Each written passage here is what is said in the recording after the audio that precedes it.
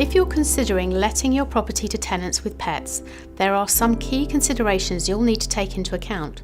Firstly, you'll need to know if your property is owned under a leasehold and whether there are any restrictions in the deeds that will prevent you letting your property to tenants with pets.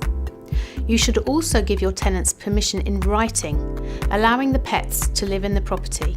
Preferably this should be in the tenancy agreement as either a simple clause or a pet addendum or a pet policy.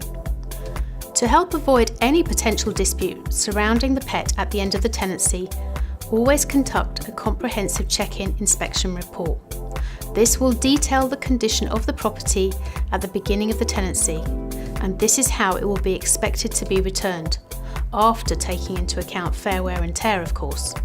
It's worth noting that pet damage isn't generally accepted as being fair wear and tear, so you could consider making additional but reasonable requirements from your tenant. These might include adding an additional clause to your tenancy agreement, or you could consider requesting a higher deposit, acknowledging the greater potential for damage and costs at the end of the tenancy.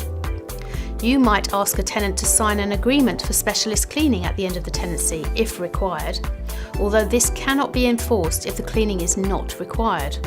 You could also consider requesting a separate, non-refundable payment for cleaning or de-infestation to be carried out after the end of the tenancy.